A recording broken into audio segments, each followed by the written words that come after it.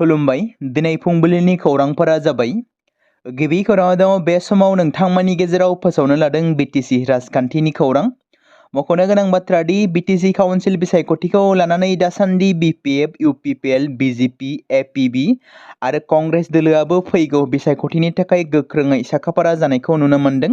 रायजो राजा नोंथांमोना बे बेलायाव मा बुंनो सानो? जेराव बिपिएफआबो बुङो जों फैबाय थानाय सेप्तेम्बर दाननि बिसायख'थियाव बांसिनै मेजरिटि सिट लानानै हारसिङैनो सोरखार दागोन। इउपिपिएलआबो बुङो जों रावखौबो गिया, जों बिजेपि बिपिएफनि हेंथा गोख्रोङै गसंथादों आरो 100% इउपिपिएल सोरखार फैफिनगोन। बेबायदिनो बिजेपि दोलोआबो बुंगासिनो थादों बिटिसिआव जुदि बिजेपि सोरखारा फैयोब्ला जों बिटिसिनि आयेनखौ सोलाय-सोल' खालामगोन। नाथाय नोंथांमोना बबे मोनसे पार्टिया बेसेबां सिट लानानै गावबागाव दोलोनि पजिशनाव मोनगोन? बुंनो थाङोब्ला बिटिसिआव आंनि साननाय बादियै बिजेपिआ मोन 14 सिट लायोब्लाबो बिथांमोननो एलायन्स नांगौ जागोन सोरखार दानो थाखाय। इउपिपिएलआ 12 सिट मोनोब्लाबो बिथांमोननोबो एलायन्स दोलो नांगोन सोरखार दानो थाखाय। बेबायदिनो बिपिएफ पार्टिनोबो मोन 18 सिट मोनोब्ला बिथांमोननोबो सोरखार दानो थाखाय एलायन्स हानजाखौ नांखागोन। नाथाय फैबाय थानाय समाव इउपिपिएलआ बिजेपिजों एलायन्सआव जागोन ना जाला एबा थानाय नंगोन ना नंलिया बेखौ साननानै नायोब्ला थानाय नंलिया बायदि नुहुरो। जेराव दैदेनगिरिफोरनि सावरायनाय फारसे नायहरोब्ला सुलुंनिफ्राय मिथिनो मोननाय बायदिब्ला बिपिएफ बिजेपि इसिङारि सावरायनाय जागायदों। नाथाय बेसेबां सैथो बेखौ गुवारै फोरमायथिनानै होआखैब्लाबो इउपिपिएलनि जानगाराव नुहुरदों बिजेपिखौ। नाथाय रायजो राजा नोंथांमोन बिटिसिनि थागिबि बर' रायजो राजाफोरनि थाखाय साननो गोनां जानानै फैदों। जुदि बिटिसिआव बिजेपि सोरखार फैयोब्ला जेराव रायजोनि गिबि मन्त्रि डक्टर हिमन्त बिश्व शर्माया बुंदों दि बिटिसिआव बिजेपिआ खुंथायाव फैयोब्ला सेथि नैथि थामथि थाखो थानाय नंलिया, गासैबो सेथि जाजोबगोन। बे बेलायाव बर'आ सेथि थाखोआव थानानै बिटिसिनि अरायथा माहारि, नैथि थामथि सुबुंफ्रा गुबुन हारि। दायो बिटिसिआव जुदि बर'जों समानै बिटिसिनि मोननो गोनां गासैबो थामोनथाफोरखौ गुबुन हारिनोबो समानै सेथि महरै राननानै होयोब्ला अब्ला बर' हारिया खहा दं। बे बाथ्राखौ मख'नो गोनांदि बर' हारिया मोनसे समनिफ्राय गावनि थैखौ दै खालामनानै बिएसि एकर्ड, बिटिसि एकर्ड आरो बेनि उनाव बिटिआर एकर्ड मोनफुंनो हादोंमोन। बेखौ सोरनि थाखाय मोनदों? जोंनि गासै बर' माहारिनि थाखाय। बेयाव गुबुन हारिनि खोथा फैया। मोनसे समाव गादब जानाय, नासयजानायखौ आरो सोबख'जानायखौ लानानै आलादा रायजो बड'लेण्ड सोमावसारनायनि फिथाइ महरै बर'आ मोनथाम एकर्डखौ सोरखारनि गेजेरजों मोनफुंनो हादोंमोन। बेफोर एकर्डनि बादियै समानै बिटिसिआव बर'फोरजों एखे मोनथाय होनो साननाय बिजेपिआ बर'खौ गादबनो नाजादों, गाहायाव दोननो नाजादों। सांग्रां जानांगोन रायजो राजाफोर। नैथि खौराङाव दङ हाग्रामा महिलारि नङाब्ला बिटिसिआ रैखाथि नंलिया। बिटिसिखौ हाग्रामा महिलारिया बासायनो थाखाय नाजादों। हाग्रामा महिलारिया बै समाव जाबायदि सरखार दैदेनबोदोंमोन, जाबायदि थासारिखौ लानानै सोरखारखौ सालायदोंमोन, रायजोखौ नायदोंमोन, बेबादि नायनो हाथों होनना बोर होदो। अब्लानो दुलाराय बिटिसि रायजोआ खौसे जागोन। बे बाथ्राखौ बुंदों बिपिएफनि दैदेनगिरि बिक्रम दैमारिया। बिथाङा बुंबावदों सुथुरखौ जोङो बिटिसिनिफ्राय बाहेर खालामनो हागोन हाग्रामा जुदि सोरखाराव फैयो। मख'नो गोनांदि थांनाय 2020 मायथाइनि 23 डिसेम्बर खालाराव इउपिपिएल आरो बिपिएफखौ खौसेथि जानांगौ होननानै लिरना हरनाय लाइजामा सैथो। लाइजाम हरग्रायाबो गोथां दं आरो लाइजाम लाखिग्रायाबो गोथां दं। बे बाथ्राखौ बुंदों बिक्रम दैमारिया। बेरगाव ब्लक बिपिएफनि नेहाथारि नब्लाङाव गोबां सुबुंफ्रा बिपिएफ दोलोआव थांनाय सानखालि जयनिं जादों। थामथि खौराङाव दङ आथिखालाव ट्राइबेल बेल्ट एन्ड ब्लकखौ सिमफायनो नाजानाय बायदि बायदि रावफोर एबा खोथा सावरायनायखौ लानानै गिबि मन्थ्रिया खुगा बेखेवदों।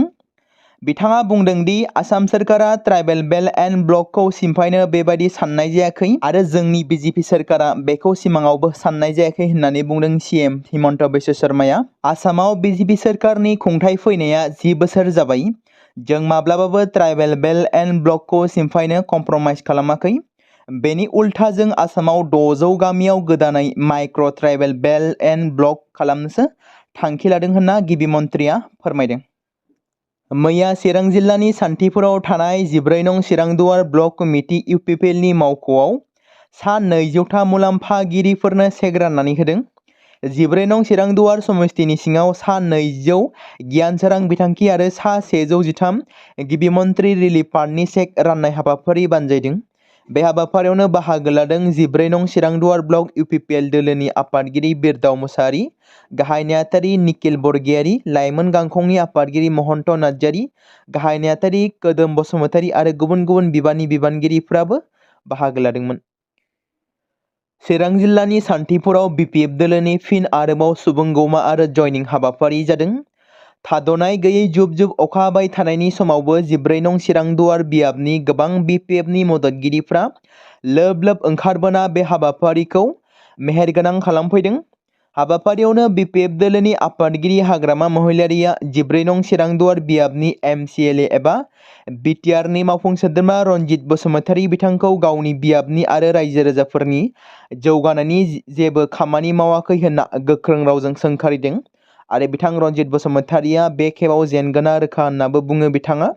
लोगोसे फैबाय थानाय बिटिसि बिसायख'थियाव 14 नं चिरां दुवार बियाबावबो आंनो बिजाथि महरै इउपिपिएलनि हेंथायै जुजिगोन होननानै बुंथियो हाग्रामा महिलारिया। बिटिआर सोरखारा मैया आइसिडिएसनि साख्रिनि थिसनथाइ बिलाइ होदों। उदालगुरि जिल्लायाव गासै सा 276 सा अंगनाबादि कर्मी आरो हेल्पार आरो सुपारभाइजारनि थिसनथाइनि बिलाइ होदों। उदालगुरि जौमा फरायसालिनि अडिट'रियामाव लङब्लाङाव खुंनाय थिसनथाइ होनाय बिलाइ राननाय हाबाफारियावनो बिटिआरनि गाहाय खुंगिरि प्रमद बर', बिफानारि EM Gautam Das, deputy CM Gobinda Basumatary, EM Nilut Sargiary, MCLA Madhab Chhetri, MCLA Arpana मेधिजों लोगोसे गोबां इउपिपिएलनि दैदेनगिरिफ्रा बाहागो लादोंमोन। आसामनि माखासे जिल्लाफोराव दासान्दि गाज्रि हाबा मावग्रा लाइमोनफोरनि सायाव गोख्रोङै नायबिजिरनाय हाबाफारिया दासान्दि सोलिबाय दं। मख'नो गोनांदि थांनाय माखासे दानफोराव देहायारि थामहिनबा इसिङारि सोमोन्दो लाखिग्रा क'क्राझार, बङाइगाव आरो चिरां जिल्लानि माखासे इउनिसेक्स सेलुनफोराव माखासे आफादनि गोख्रों नाजानाय आरो संदाननायनि गेजेरजों पुलिस बिफानखौ हमहोनायाव जाफुंसार जादोंमोन। खमैबो सा 20निबो गोबां लाइमोनफोरखौ एरेस्ट खालामनो हानायाव जाफुंसार जानो हादों। नाथाय आयेन बेरेखायै बेबादि गोख्रों राहा लानाय नुब्लाबो खायसे लाइमोनफोरा बेनिफ्राय जानगाराव थायाखै। बेराफारसेथिं पुलिस बिफानाबो गोख्रोङै नायबिजिरनायखौ खालामबाय थादों। बेनि फिथाइ महरै फिन आरोबाव गाज्रि फालांगिरि खालामग्रा माखासे लाइमोनफोरखौ एरेस्ट खालामनो हादों। खौराङाव मख'नाय बायदिब्ला गुवाहाटि नोगोरमानि पुलिस हान्जाया सेक्स रेकेटनि हेंथायै अपारेशन खालामनायाव सासे लाइमोनखौ एरेस्ट खालामदों। मिथिनो मोननाय बायदिब्ला बडी फालांगिनि भाइरेल फनाव सासे लाइमोनखौ हमनो मोन्दों। बशिष्ट पुलिसनि गोख्रों नाजानायनि गेजेरजों गुबुन रायजोआव खारखोमानो सानथांखि खालामबाय थानाय समाव हाटी गामिनिफ्राय जुनुका मुंनि सासे लाइमोनखौ एरेस्ट खालामो। भाइरेल जुनुकाजों लोगोसे गुबुन सासे दुथां लाइमोनखौबो खानाय जादों होनना सुलुङाव फोरमायदों। आसाम सोरखारा मोन 10 उफ्रा लोगो जिल्लाफोर दानो फोसावदों। गोदानै गायसनजानाय लोगो जिल्लाफोरा फारियै कामरुप जिल्लायाव बकचयगाव आरो पलासबारि, सनितपुर जिल्लायाव बरसला आरो राङापारा, जरहाटआव मरियनी आरो तियक, तिनिसुकियायाव माकुम आरो दिगबय, जायजों रायजोआव बे खुंथायारि खोन्दोफोरनि गासै अनजिमाया मोन 49 जागोन। आसामनि गिबि मन्थ्रिया मावख'आरि एक्सनि गेजेरजों पस्टनि गेजेरजों फोसावदों। अरुणाचल प्रदेशआव माखासे साननिफ्रायनो गोबां अखा हाबाय थानायनि जाहोनाव खैफोदनि थाखोखौ सिमफायनानै जियाबरली दैमाया सनितपुर जिल्लायाव गिख्रंथाव महर लादों। थागिबिफोरा गिनाय दंदि मानोना जियाबरली दैमाया चिंगितली, राजगढ़जों लोगोसे जिल्लानि गुबुन गुबुन ओनसोलफोराव दैबाना लाबोगासिनो दं आरो गुबुन ओनसोलफोरावबो खैफोद इसारा होदों। मंगलबारनि मोनानि बांबोनाय जियाबरली दैमानि दैबानाया राङापारा बियाबनि सिङाव थानाय राजगढ़ आरो चिंगितलीनि गोबां ओनसोलफोरखौ बोहैखारलांनानै माखासे जेंना खालामदों रायजो राजाफोरखौ। खौरां मोननाय बायदिब्ला सनितपुर जिल्लानि दै फुंखा बिफाना सम सम दैमानि खुरखानायखौ होबथानो थाखाय माखासे राहा लादोंब्लाबो नाथाय खुरखानाया दासिमबो सोलिगासिनो दं। बे बिथिङाव थागिबिफोरा जिल्ला खुंथाइ आरो सोरखारनिफ्राय चिंगितली, राजगढ़ आरो बेराजनि गुबुन गुबुन ओनसोलफोराव जानाय खुरखानाय जेंनाफोरखौ सुस्रांनो थाखाय दाबि दैखांदों। भारत सोरखारनि आबाद आरो आबादारिफोरनि अनसाय बिफाना हादोरनि गासिबो रायजोआव करिब 2024 बोसोरनि थाखाय डिजिटेल फसल जरिप जागायदों। डिजिटेल फसल जरिपनि गाहाय थांखिया मोनफ्रोम बोथोराव दिहुनजानाय प्लट थाखोआव आबादखौ बिजिरनाय आरो जिअ'टेग खालामजानाय सावगारिफोराव देहायारि नोजोरनि गेजेरजों फोरमान खालामनाय। बे बोसोराव 16 आगस्ट खालारनिफ्राय भारतनि मोनफ्रोमबो रायजोआव जरिब हाबाफारिखौ बाहायनाय जागोन। बे बिथिङाव मैया कामरुप जिल्ला कमिशनारनि मावख'नि कनफारेन्स हलाव जिल्लायारि फोरोंथाय जथुम खुंनाय जादोंमोन। डिजिटेल फसल जरिब मावथांखिनि बोसोनगिरि प्रसन्ना सैकियाखौ फोरोंथायनि थाखाय फुंखा सुबुं महरै हांख्राय हरनाय जादोंमोन। बे मेलाव कामरुपनि कमिशनार देबकुमार मिश्रा, उपरा कमिशनार मुनमि कलिता, जिल्ला आबाद मावख'गिरि मानबज्योति दास, डिजिटेल फसल जरिबनि रायजोनि नडेल मावख'गिरि मानस प्रतिम महन्त, ब्लक आबाद जौगाहां मावख'नि ज्योति प्रसाद दास, कामरुप जिल्लानि थाखाय डिजिटेल फसल जरिबनि मडेल मावख'गिरि कुमुद चौधुरी, कामरुपनि मोनफ्रोमबो खाजोना बेंखननि सार्कल अफिसार आरो मोनफ्रोमबो आबाद बेंखननि आबाद जौगाहां मावख'गिरिफोरजों लोगोसे गुबुन गुबुन मावख'गिरिफ्राबो बाहागो लादोंमोन आरो आबाद बिफान आरो खाजोना बेंखनफोरनि सायाव सावरायो। मोनसे गिख्रंथाव जाब्रबथाय। तामुलपुर जिल्लानि कुमारिकाटा कैरानियाव लामानि गिख्रंथाव जाब्रबथायजों मैया गोब्राब जखम जानाङो सानै लाइमोना। मिथिनो मोननाय बायदिब्ला कुमारिकाटा हाथाइनिफ्राय मुसलपुर फारसे थांबाय थानाय लामानि कैरानियाव हरखाबै जाथाय जादों। बे लामानि जाब्रबथायाव 1 नं सान्तिपुर गामिनि 15 बोसोर बैसोनि आकाश बिश्वास आरो 19 बोसोर बैसोनि कुदिराम बिश्वासआ बे जाब्रबथायाव जिउ खोमानो गोनां जायो होनना मिथिनो मोननाय जादों। गारि नम्बर A171854 नम्बरनि मटरसाइकेल आरो AS01 BM 2322 नम्बरनि गंसे ट्राक गारिनि गेजेराव हरखाबै सौग्रावलायनाय जादोंमोन, जेराव बे जाथाया जानो मोनदों।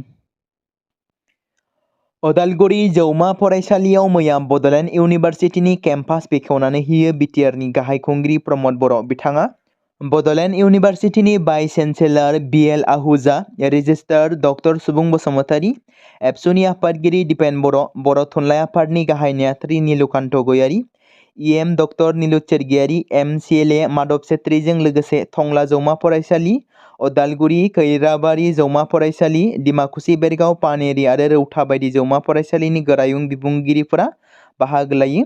मख'जायोदि देग्लाय गोदान केम्पासआव मोनथाम आयदा बर', पलिटिकेल आरो एडुकेसन आयदाखौल' जागायजेनग्रोगोन।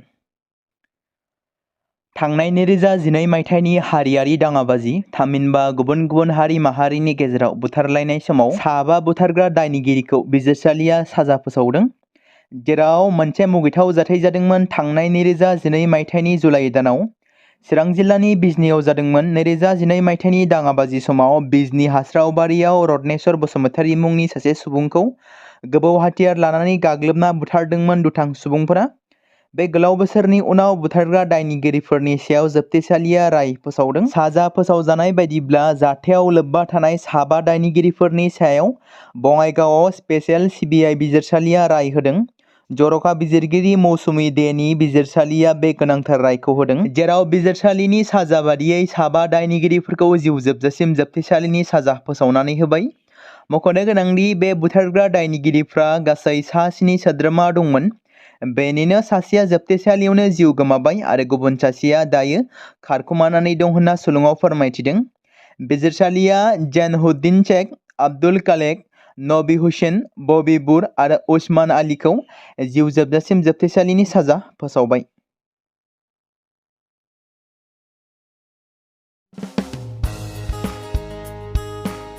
बे समाव मोनसे गोनां फोसावथाय बर' सावथुन नायनानै मोजां मोनग्रा गासै बर' रायजो राजाफोरनि गेजेराव लानानै फैदों मोनसे बर'नि OTT प्लेटफर्म गोनां, जाय प्लेटफर्मनि गेजेरजों नोंथांमोना बर'नि गोदान गोजाम सावथुनफोरखौ नुनो मोनगोन। थांनाय माखासे बोसोर सिगां बर'नि गेजेराव लानानै फैनाय निउबो एप बायदिनो फिन आरोबाव लानानै फैदों बर' रायजो राजाफोरनि थाखाय।